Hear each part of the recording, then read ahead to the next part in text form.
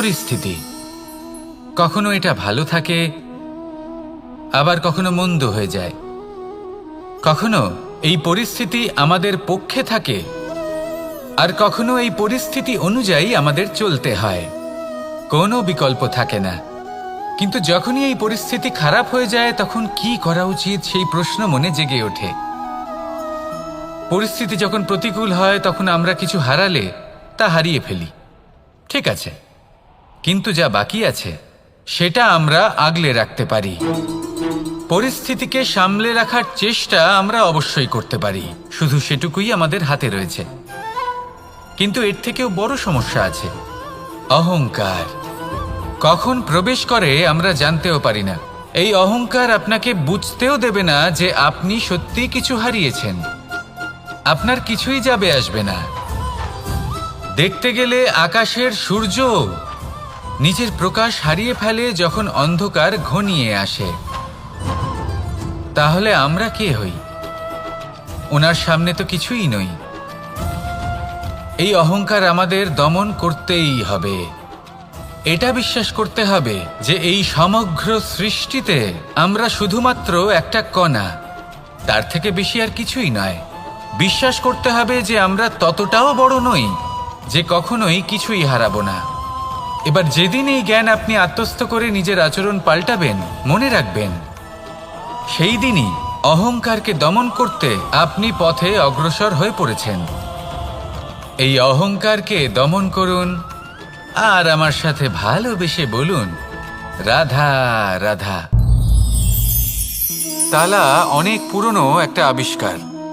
যবে থেকে এই সংসারে বহুমূল্য বস্তু নির্মিত হয়েছে, তবে থেকেই এই তালা নির্মাণ হয়েছে। তবে থেকে এর ব্যবহার করা হয়েছে, যাতে উচিত সময় এলে পরে আমরা আমাদের বহুমূল্য জিনিসগুলো সুরক্ষিত রাখতে পারি এবং সময় এলে পরে বের করে সেগুলি ব্যবহার করতে পারি। এবার একটা গুরুত্বপূর্ণ তথ্য আছে যেটা জানা অত্যন্ত গুরুত্বপূর্ণ, এবং সেটা হলো যে একটা তালা নির্মাণের পূর্বে তা খোলার যন্ত্র অর্থাৎ তার চাবিটি নির্মাণ করা হয়, এবং এটাই জীবনের খুব বড় একটা শিক্ষা প্রদান করে যায়। আমাদের জীবনে যখনই কোনো সমস্যা আসে, তখন ভয়ভীত হওয়ার কোনো দরকার নেই, কারণ এই প্রকৃতি, এই ঈশ্বর এই সমস্যার সমাধান তথা এর চাবি আগে থেকেই নির্মাণ করে রেখে দিয়েছেন। শুধু দরকার হলো সেই সমস্যার ঊর্ধ্বে উঠে সেই সমাধান খুঁজে বের করা। মানুষ অনেক সময় সমস্যা দেখে ভীত হয়ে পড়েন, চিন্তিত হয়ে পড়েন, নিজের বিবেক হারিয়ে ফেলেন। আপনার শুধু এই মনকে শান্ত করা প্রয়োজন। এই শান্ত মনের সাথে এই সমস্যার নিবারণ খুঁজে নিতে হবে। তাই সমস্যা যতই তীব্র হোক না কেন, ভয় পাওয়ার কোনো প্রয়োজন নেই। পরম শান্ত মনে সমাধান খুঁজে বের করুন। আসুন আমার সাথে ভালোবেসে বলুন, রাধা রাধা। মানুষ বড়ই বিচিত্র প্রাণী। অধিক থেকে অধিকতর ধন লাভ করার চেষ্টায় নিজের শরীরকে নষ্ট করে ফেলেন, নিজের শক্তি হারিয়ে ফেলেন, নিজের সামর্থ্য হারিয়ে ফেলেন। আর যে ধন লাভ করেন সেটা কোথায় যায়? সেই শক্তি, সেই সামর্থ্যকে আবার ফিরে পাওয়ার জন্য। আর কিছু মানুষ জীবন এমনভাবে যাপন করেন যেন তা কখনোই শেষ হবে না, কিন্তু শেষ তো সবারই হবে। আর যখনই শেষটা কাছে চলে আসে, তখন মানুষ এটা বুঝতে পারেন যে সে জীবনকে উপভোগ করেননি। তার কারণটা কি? লালসা।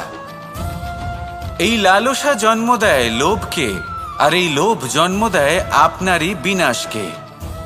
সেই জন্য আজ আপনার কাছে যা কিছু আছে, যেমনটা আছে তার সাথে জীবন যাপন করুন, পূর্ণরূপে যাপন করুন। আপনার কাছে যতই ধন, শক্তি, মান থাকুক, তা সবার মধ্যে ভাগ করতে শিখুন। ভাগ করলে ভালোবাসা বাড়ে, আর এই ভালোবাসা দ্বারা জীবন আরও সুখময় হয়ে ওঠে। তাহলে আসুন আর আমার সাথে ভালোবেসে বলুন, রাধা রাধা। মানুষ সত্যের সাথে অবগত হবার জন্য ব্যাকুল হয়ে থাকে, চিরকাল চেষ্টা করতে থাকে। জন্ম থেকেই তার মনে এই ইচ্ছে জাগ্রত হয় সত্যিটা কি সেটা জানতে। এবার এই ইচ্ছে এটা পূর্ণ কিভাবে করা যেতে পারে? কারণ মনে হয় যে জ্ঞান অর্জন করলেই এই ইচ্ছে পূর্ণ হতে পারে। তাই কেউ কেউ জ্ঞানের পেছনে ছুটতে থাকেন। কেউ এটা ভাবেন যে এই ইচ্ছে পূর্ণ করা যেতে পারে ধন আর শক্তির দ্বারা, তাই তারা ধন আর শক্তি প্রাপ্ত করতে চান। কেউ আবার ভাবেন যে অন্তরের মন্থন দ্বারা এটা সম্ভব হতে পারে। এবার এটাও সত্যি যে মন্থন করলে অমৃত লাভও সম্ভব হতে পারে, কিন্তু তার জন্য এই মন্থন করার জন্য একটা উচিত দিকে অগ্রসর হওয়া প্রয়োজনীয়। উচিত সংযমের দ্বারা সামনে এগোতে হবে, আর কোনো আশা না করে সামনে এগিয়ে যেতে হবে, তবেই এটা সম্ভব হতে পারে। একটা বাদ্যযন্ত্রের কথা ভেবে দেখা যাক।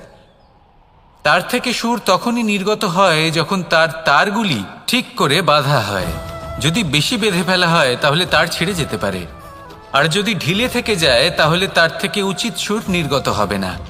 একটা অত্যন্ত গুরুত্বপূর্ণ কথা মনে রাখবেন, সত্যকে লাভ করার প্রাথমিক আধার হল অনুশাসন।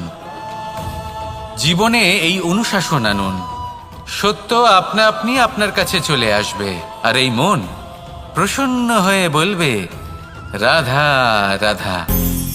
জীবনে যখনই কোনো কঠিন কাজ আমাদের সামনে আসে তখন আমরা কারোর না কারোর থেকে সাহায্য চাই, যেটা উচিত। কিন্তু যদি যে কোনো ছোটখাটো বিষয়ে আমরা সাহায্য চাইতে শুরু করি তাহলে কি হবে?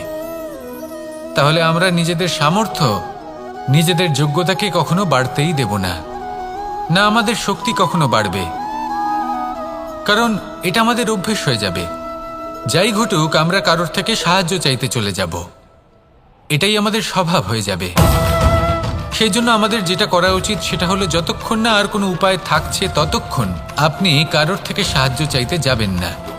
চেষ্টা করুন, যা সংকট থাকুক, সমস্যা থাকুক, পরিস্থিতি যতই কঠিন হোক, নিজে সমাধান করতে চেষ্টা করুন। যতটা পারবেন আত্মনির্ভর হওয়ার চেষ্টা করুন। যদি এটা করতে পারেন তাহলে আপনি অনেক কিছু শিখবেন। দিন প্রতিদিন আপনার জীবন আরও বেশি উজ্জ্বল হয়ে উঠবে, ব্যক্তিত্বের বিকাশ ঘটবে, আপনার শক্তি বৃদ্ধি পাবে, যোগ্যতা বৃদ্ধি পাবে, আত্মবিশ্বাস জেগে উঠবে, আর আত্মনির্ভর হয়ে মন বলবে রাধা রাধা।